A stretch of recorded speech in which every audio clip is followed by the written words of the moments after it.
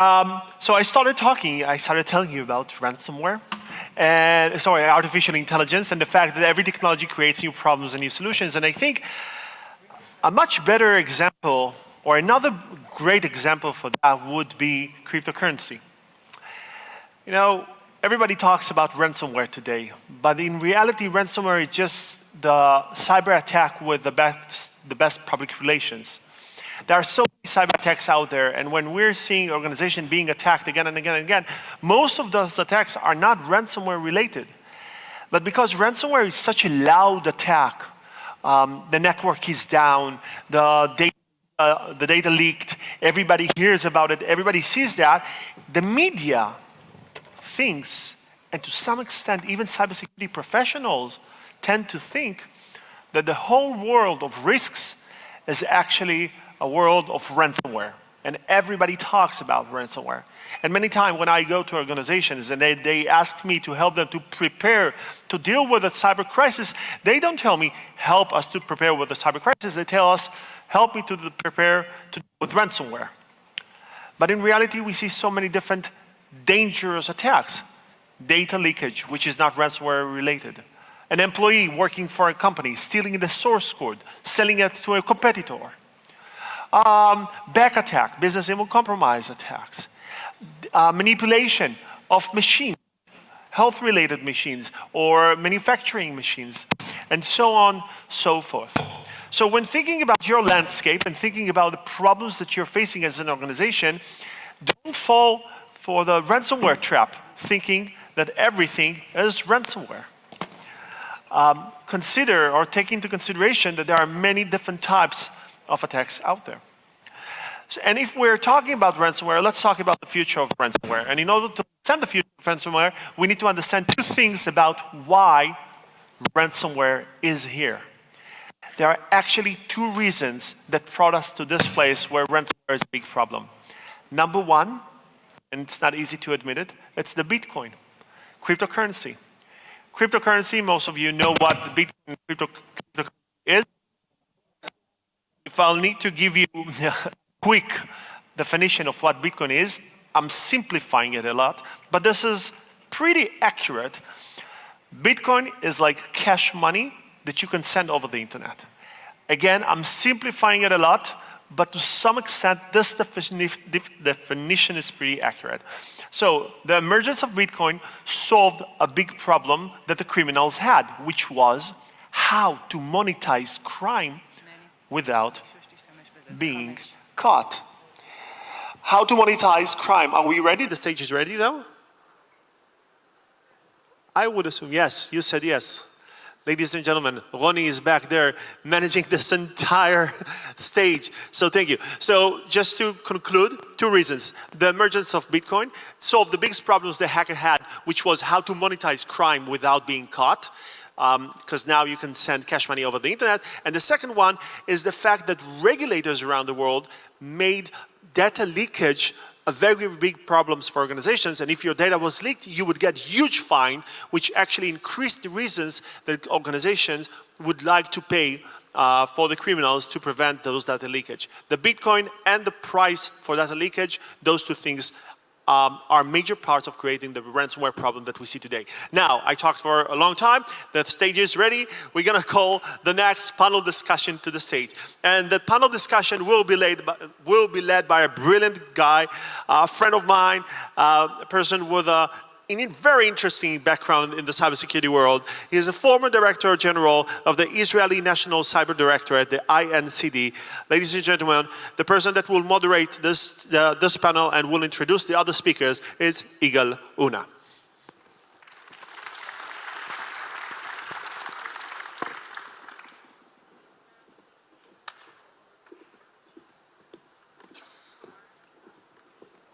This is working? Good. Good morning, ladies and gentlemen. Thank you for having us here. And I want to introduce you, Mr. David Ko from the CISA Singapore. Mr. Sami Khoury, the head of the Canadian Center of Cybersecurity. Jennifer Bachus, the Senior Bureau Official, Principal Deputy Assistant Secretary. Long title, you should have initials. The Bureau of Cyberspace and Digital Policy, we're going to talk about that and what are you doing in the State Department of the United States of America. Eric Goldstein, Executive Assistant Director for Cybersecurity in the CISA, the famous CISA, United States Department of Homeland Security. Mr. Arne Schönbohm, President of the Federal Office of Information Security in Germany, BSI. And last but not least, Professor Roberto Baldoni, from Italy, Director General of the National Cybersecurity Agency, the NCA or ACN, depends if you're Italian. Thank you for coming over. Now, before I start, well, I must, a personal confession. Well, this is my first appearance after 5 cyber weeks, 5 years in a row, except one that the COVID-19 took from us. The first time that I come over here as a free man, so to speak, after retiring after 33 years, the last 4 years in as Director General of the Israeli Cyber Directorate. And it's exciting to be here in these shoes without a tie. Sami also, but you're still in the office, and Eric. But I wanted to share with you, before we start, the main insight I learned from my 3 insights from my tenure. First, the most important thing, 3 main important things. First is a partnership. The second is partnership.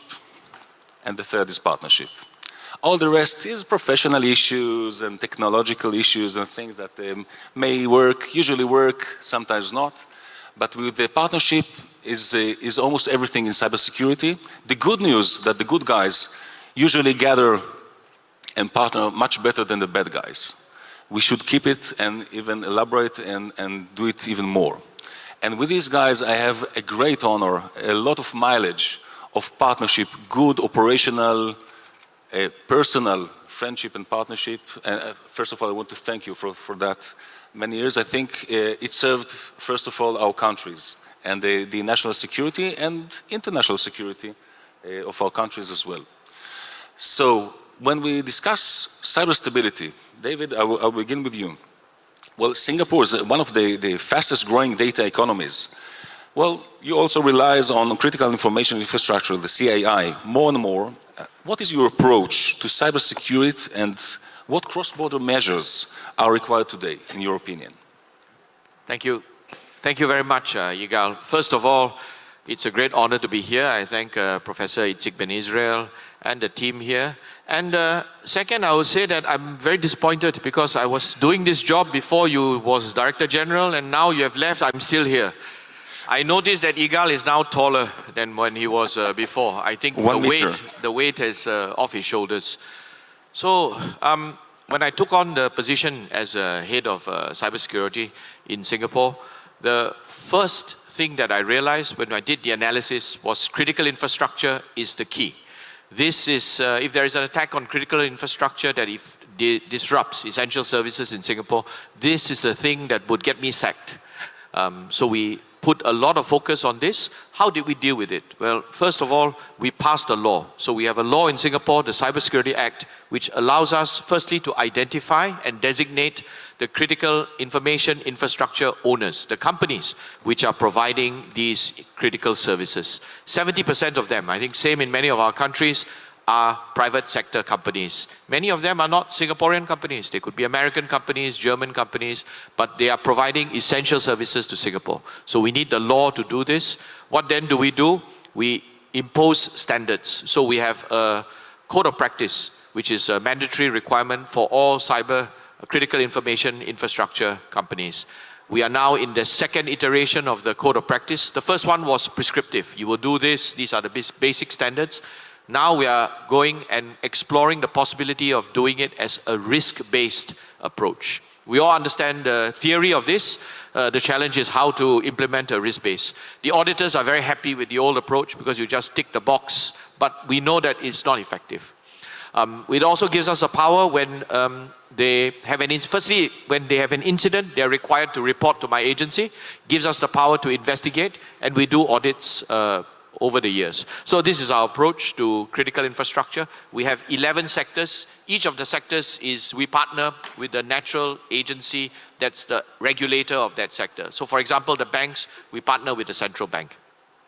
That's the Israeli approach as well, and I think we can both witness that it works fantastic, and we can maybe elaborate on that later. But Sami, let's talk about Canada. The cyber threats are evolving, and they know no boundaries. Each one of us play an important role, and by coming here to this kind of event, we can leverage each other's best practices. Can you please share with us your thoughts why global cooperation and partnership, as we began to speak, in cybersecurity becoming more important, maybe even gravely important in these days? Thanks, Yigal, for including me on this panel. It's great to be part of Cyber Week. My first Cyber Week, but definitely not my last one, I hope. And I hope to be back next year. As you said, the three most important things for tackling cybersecurity is partnership, partnership, and more partnerships. And I think the only way to tackle it globally is exactly through that partnership with like-minded nations who are willing to do a dent on the global scene and tackle the threat that the threat of cyber threats poses to us. It's great to meet colleagues at this forum. It's great to meet them again at other conferences, whether they passed or they are about to come. Build those friendships, but behind the scene, build the collaboration, the exchange of information, the threat information, the capability sharing, so that we can raise the bar globally and make a difference. As you mentioned, cyber threats they don't know any geographical boundary, so it doesn't stop at the Canadian border. It doesn't stop at the US border, so we have to work collaboratively as a global community to make a difference. Thank you, Sami. I just thought that here in this panel, well, the sun always shines. We cover all the time zones, I think, maybe the Pacific somewhere or there. So, Jennifer, on the same time zone as Sami. Well, the US government has recently decided and executed a formation of a new Bureau of Cyberspace and Digital Policy under the State Department. What is your mission? Tell us a little about how you're collaborating with different countries, maybe different agencies and departments in the US. You're big enough to have this challenge as well. And how you build partnerships and sharing information. So thanks also for including me on this panel. The US government and the State Department in particular decided that we needed to coordinate and organize our cyber work and work across national security, economic policy, and the human rights elements of this. So I'm actually responsible for a portfolio that's broader than cybersecurity because we think these three elements go together. That said, I think many people here know the organization in the State Department that had coordinated diplomatic work on cybersecurity for many years, and we're building on that work, building on our efforts to bring together the international community, particularly like-minded countries, to identify our norms, to make sure those norms are followed, and then to discuss whether there are consequences when and if they're not followed. These elements are extremely important and require diplomatic engagement, which is where the State Department comes in, and the foreign ministries around the world. So it's great. We are able to collaborate with foreign ministries. We also see the people around this table as our allies and partners as well, because ultimately, the State Department's not going to know when there's been an attack. We're going to need CISA to give us a call and let us know there's a problem. And then we can try to gather the international community to determine how we're going to react to that problem. So that's the international element. In the State Department, in the US government, yes, there are many actors in this field. I think we were 4 on this panel. There's another one coming later today, maybe another after that. Many, many actors. But I think it shows the complexity of this.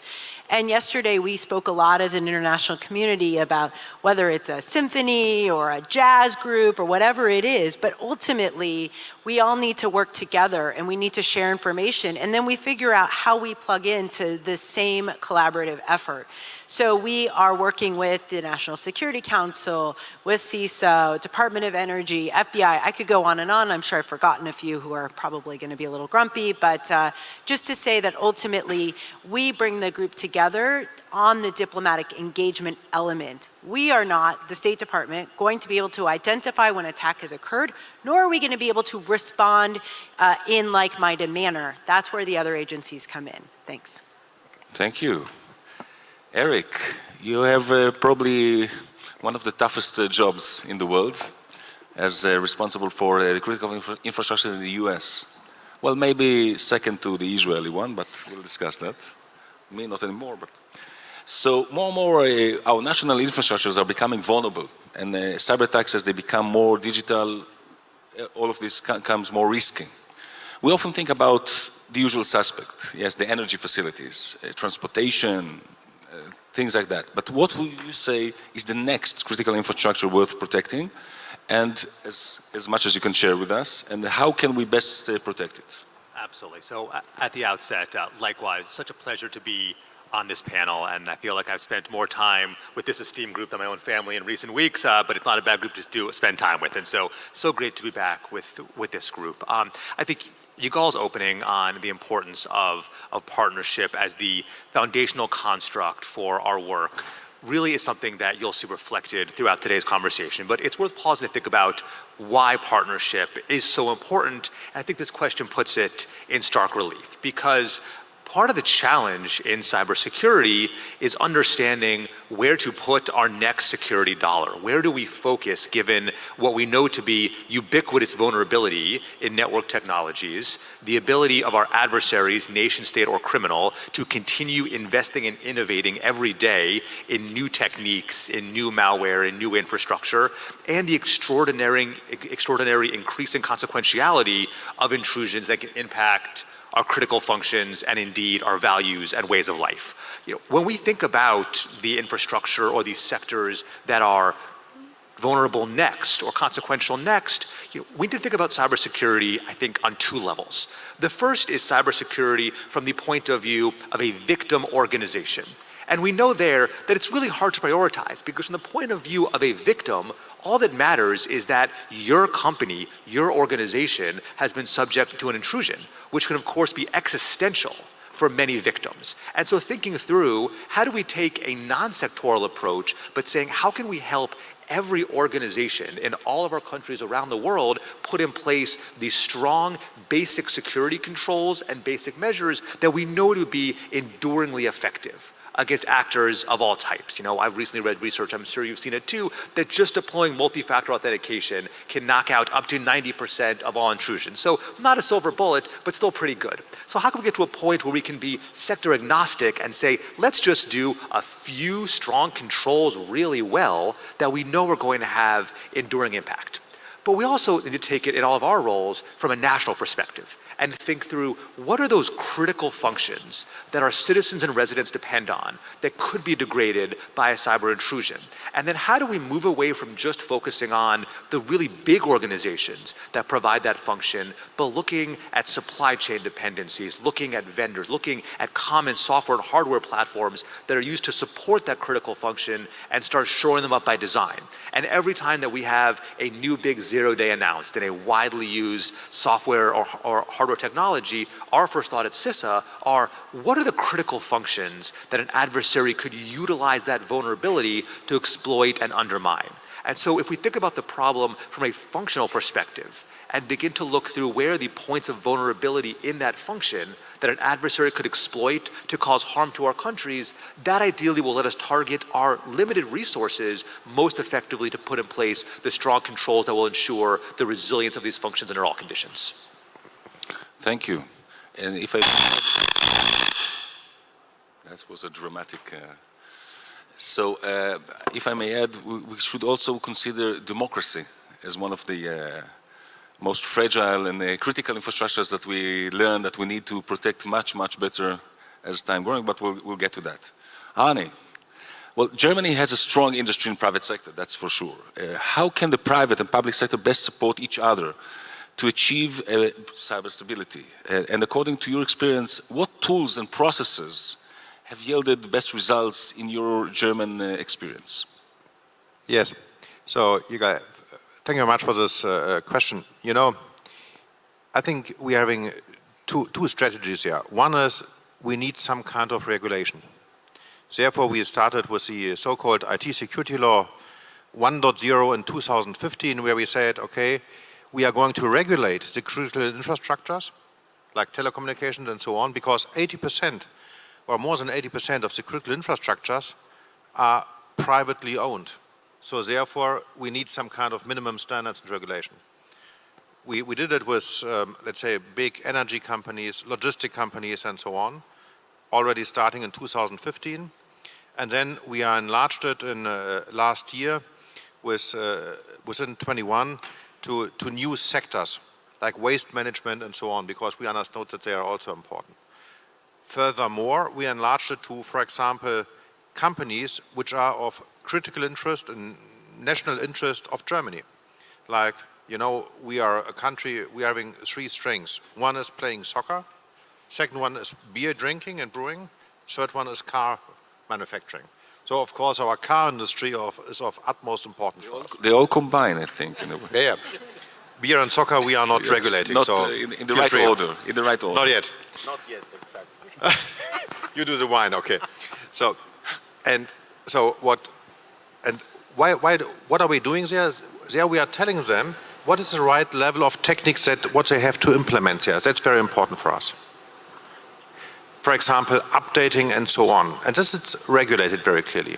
On the other hand, we provide good services with the so-called Alliance for Cybersecurity with more than 6,300 members. We are giving best practices, exchange between the industries and so on, and all these kind of areas where, let's say, especially the small and medium-sized companies are also inside, because the backbone of the German economy are the small and medium-sized companies. And then we want to give first-class services regarding what are the updates you have to implement, what are the best practices, how are you reacting on the different kind of areas. And this is quite strongly growing, and this is something as BSI, as National Cybersecurity Authority, we try also to support the business multipliers within Germany.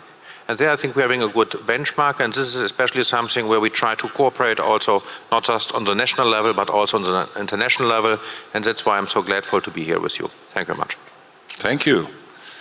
Professor Baldoni, Roberto, Italy established its own national cyber agency, the ACN, less than a year ago, right, last September. What are the main challenges and issues regarding the governance of present emerging technology risks in your eyes in Italy and generally? Yeah, so first of all, thank you for the invitation. We are the newcomer here, so, and it's an honor for us to be at this panel discussion. Of course, as you mentioned, we started last September as an agency, and but we didn't start from scratch, because I was appointed in late 2017 by the Prime Minister in the Intel department in order to start to organize the national cybersecurity architecture there. And I just recall you the law that we draft on the National Security Perimeter Law for Cyber, which is actually not very far from the law that David was mentioned for Singapore. So the basic idea was to put in a virtual perimeter all those assets that underpin some vital function for the state. So we list the function that if interrupted can create an issue of national security. So we listed then the subject, mostly our private sector, our critical infrastructure that run these things, and then we come up with a law that has several constraints on security measure, on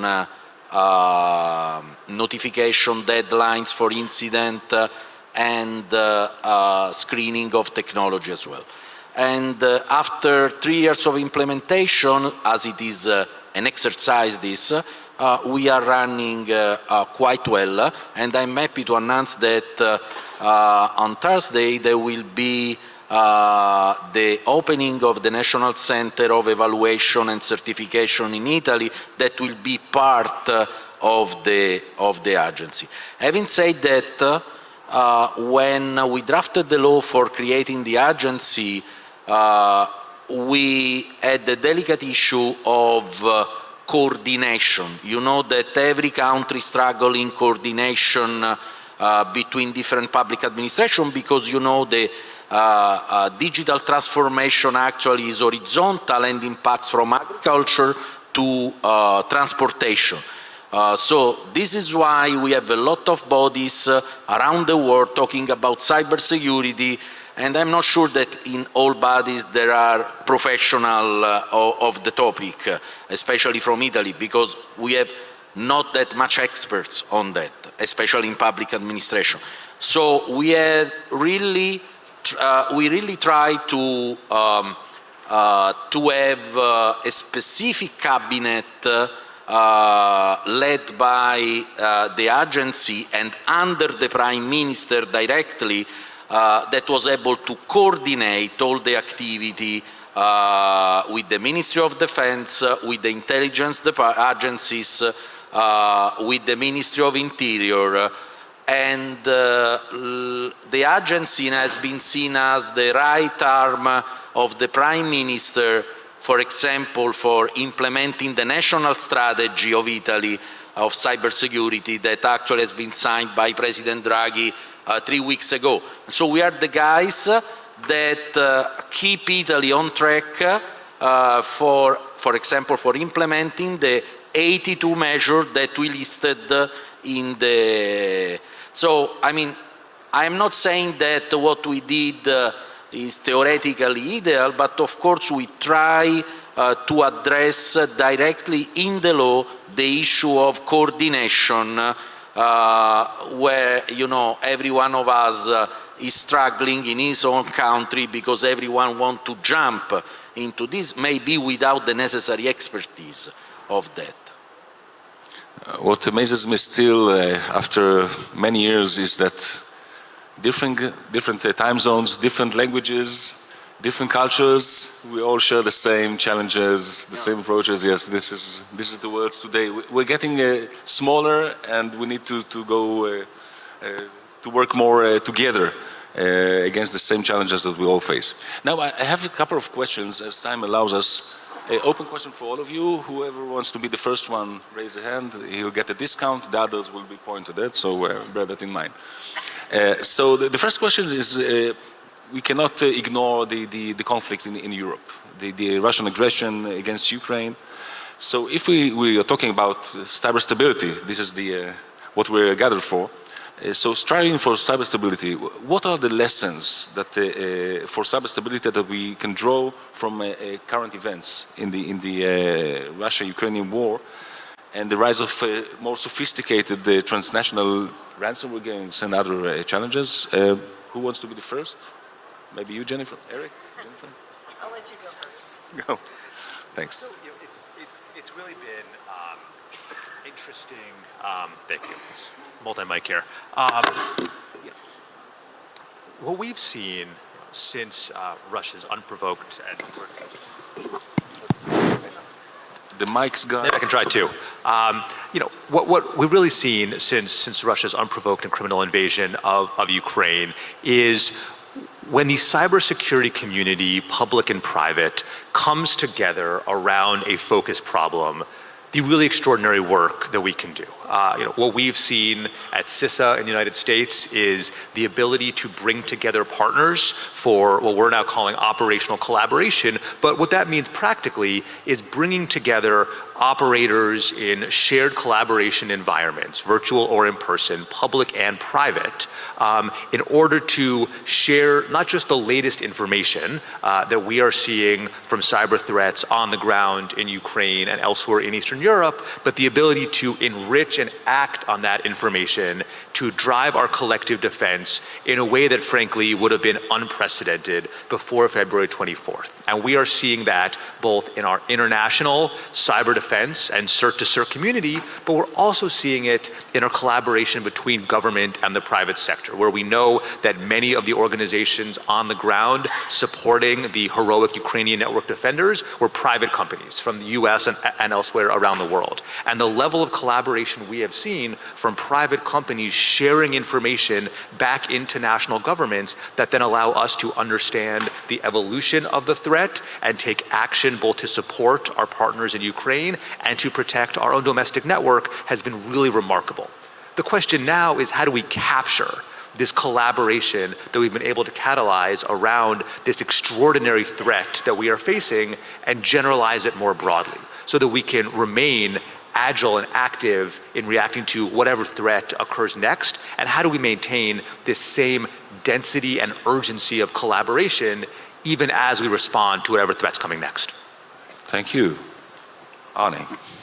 So when I'm looking to the aggressive war between which Russia started against Ukraine, within Germany we saw different kind of actions. One is collateral damage on satellite operation, which had a direct impact on energy supply within Germany. The other one had been a kind of hacktivism, and this I found most interesting, because this is something quite new. We knew it from, let's say, Julian Assange and the other ones, when they had been attacked, and then this kind of hacktivism started by Anonymous and the other ones. And these kinds of groups, where you don't have a very clear leader, are now start to attack critical infrastructures within Germany, like Rosneft Germany GmbH. You may say, hey, Rosneft is a Russian company, I don't care. But they make their oil distribution in Berlin and Brandenburg of more than 95%. So if they are laid down, there is no oil distribution within Germany in this area. So therefore we have to support them. The government is now controlling this company, but took it over. But this is something what we have to build up so that they could still work on this one. And this kind of hacktivism is something I think where all the security agencies will have to deal with it very strongly in the future. And this is not always government controlled or agency controlled. This is entirely independent. And there in the future you can attack they are from a company which is just making the wrong advertisement, which is not acting accordingly to their wishes of the hacktivism, and I think this is a real danger what we are facing in the future. Thank you. David, yes, please. Yes, thank you. Can I give a perspective from Singapore? First of all, Singapore is very far away from the Ukraine, but I'm proud to say that my country has imposed sanctions against Russia for the invasion of Ukraine. This is only the second time that we have done this in our history without UN Security Council mandate. Why did we do this? Because it's a gross violation of the territorial integrity of the Ukraine. We are a small country. We depend on the rules-based international system. The Russian response has been that they have come out with a list of the unfriendly countries. I'm proud to say Singapore is on the list, Israel is not. This is a problem. One of the few times that we are on a list that you are not on the list. But the consequence is that we are on alert because while it is physically many thousands of kilometers away, in cyber it doesn't matter. So we are on alert for potential Russian retaliation against our actions. Now I want to talk about what are the implications for us. Eric talked about the good parts of the coordination between the private sector and the government sectors. I want to present a different perspective. What we have observed is an interesting phenomenon. Besides what Eric has said, big tech companies have made unilateral decisions. They say it's business decisions, which affect the consumers, the companies, the government in Russia. Microsoft, Google, Amazon have pulled out their services from Russia. Russia depends on these services, but now imagine what the implications are for our country, your country. If you're involved in a conflict, maybe in some area, and then big tech companies, which we all depend on, go out. Increasingly in the digital domain, these are common services, almost public goods, which all of us depend on for our economy, for our social interactions, for the delivery of government services. If companies can make unilateral decisions, who is making these decisions? What are the implications for ourselves? A second example is a database company, MongoDB. They decided to delete all the data of Russian, belonging to Russian entities which they are stored there. This is quite unbelievable. Now the databases which people had depended on a service provider are gone. Again, the question is who is making these decisions? And the last example I'll give is ICANN. There were calls from Ukraine to remove Russia from the ICANN system. That would effectively have meant that Russia would have been blackholed. In the end, ICANN did not make this decision. But again, the question is that who should be making these decisions? I thought that presented an alternative perspective. Thank you. Sami. Thanks. I mean, Canada has been a very strong supporter of the Ukraine and the illegal invasion of Russia.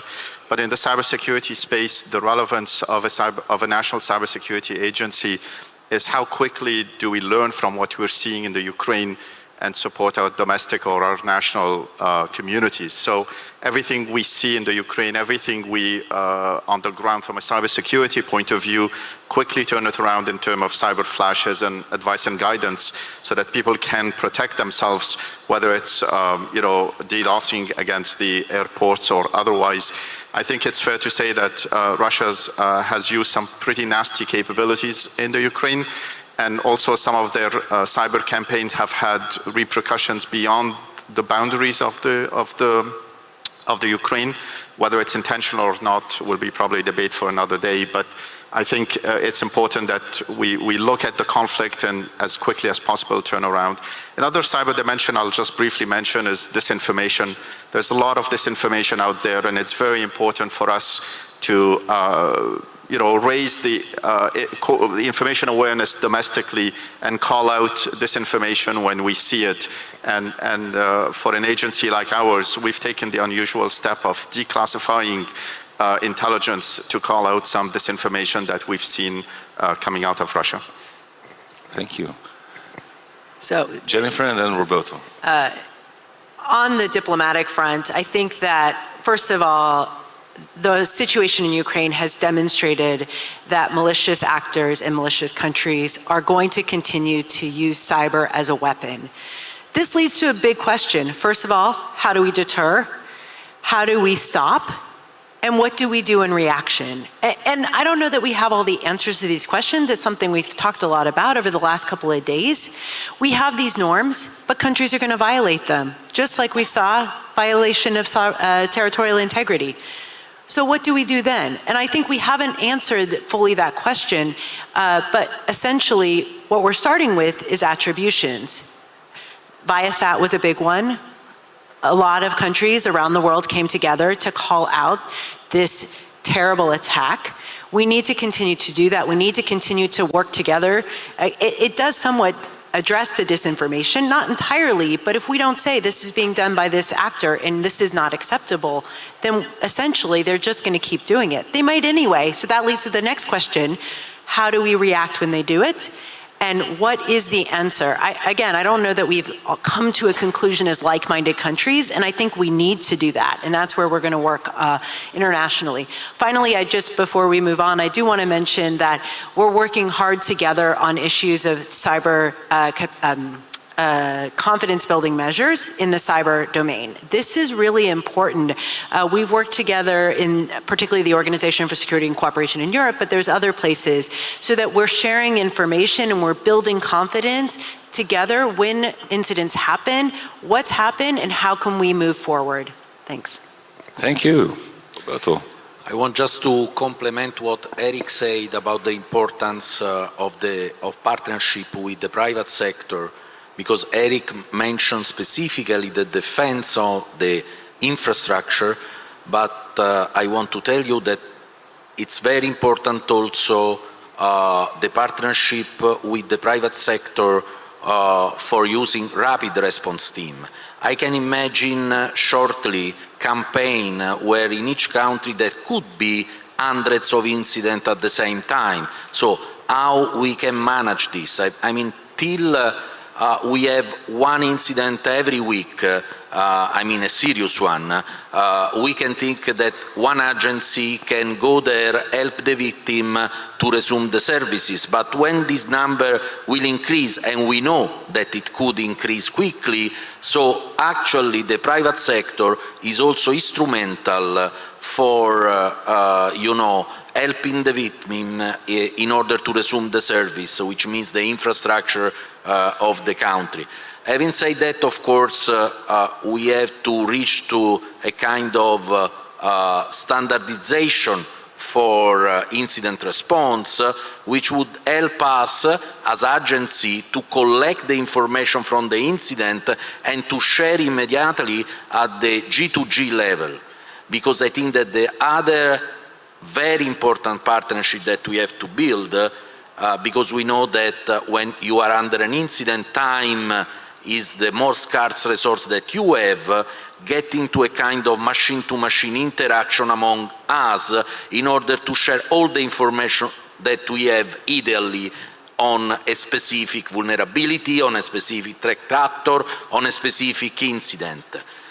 Because, when we are into the crisis, maybe I can give a phone call to Arne, but then I cannot talk with anyone, and really we need to automatize things in order that any one of us in each country take the right decision in order to help the private sector, the public administration, which is actually our role. Thank you. As time is running short, one of the advantages of being in a former something is to be on the side that asks the questions. You need to sweat on the answering. So I enjoy that. So one last question, and please make it short and no more than 1 minute. Imagine there's suddenly a magical cyber fairy.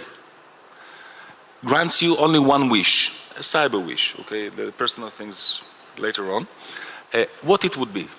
Who wants to be the first? Got you there. Roberto, please. So maybe solving the issue of coordination. I mean, at the national level, because we spend a lot of time in order to, fix issue that should be, that time should be devoted to something else. And in any crisis that we have, we spend too much time in coordinating. So this is my wish. So try to have with the magic fair, something that help us to getting coordinated soon and without too much trouble. Jennifer. It's a big wish, by the way. The ferry is on the way. Yeah. Well, so the obvious answer is that cyber attacks would end, but I think that the cyber ferry is not going to actually do that. In Israel, everything can happen. Yeah. But if you can't succeed in getting cyber attacks in, then I, as the diplomat here, would say that we need to increase the capacity of foreign ministries in diplomatic engagement around the world through additional capacity building so that people, not just us here, the like-mindeds, but everyone around the world can engage in this question of where we go together and what's acceptable and what's not acceptable. So it's great to talk amongst ourselves, but there's a whole portion of the world that we need to make sure is enabled to engage in this conversation as well. Thank you. Sami. Well, if I had a wish, I wish I had 3 more wishes.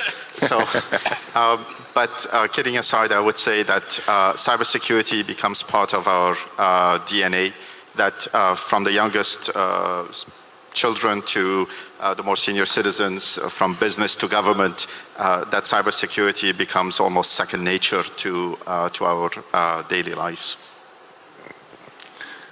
David. I go last. Want to go last? Yes. Arne? Very easy. Destroying the business model of organized crime in the cyber world. And how to achieve it? To be honest, all the products out there in the digitized world are weak and poor. So we have to lever enhance the level of quality of these products. And then, as a second result, I need sufficient resources and responsibilities, whatever this means for the government. Thank you. Eric?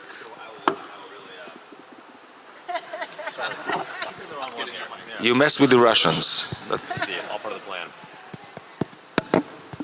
It works. I'll go with a hybrid of Arne, Jennifer, and Sami, which is to radically reshape the global educational system such that the way that we design, build, and use technology prioritizes security as the paramount factor, and that is driven by an understanding across the workforce from the earliest age of the fact that security underpins all of our values, our ways of life, our democracies, and the only way that we'll be able to sustain the use of technology to enable freedom of expression around the world is to make sure that we are designing security with intentionality. And the only way that we will achieve that goal is if we are able to reshape the way that we educate our workforce, again, from the youngest agencies to achieve that goal by design.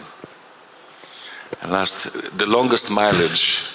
Over here, David, please. Thank you, Yigal. I asked to go last because first I want to say I agree with everything that all the colleagues have said, and I want to add a different perspective. After agreeing with all of this, and we hope that the ferry comes to me, and I will ask that we maintain interoperability. Slightly different from what we would traditionally wish for cybersecurity, but my big concern is when I look ahead that the economic technology landscape will separate into two or more worlds. The internet will become the splinternet, etc. Definitely from a national security perspective, supply chains need to be separate, we need to have resilience, etc. But I think we need to ensure that the internet, the technology remains interoperable. What do I mean by interoperable? That we can communicate with one another. Some things are not meant to be interoperable. Encryptors are not meant to be interoperable, but the internet is meant to be interoperable. When my plane flies off from Singapore, I want it to be able to land. That needs to be interoperable.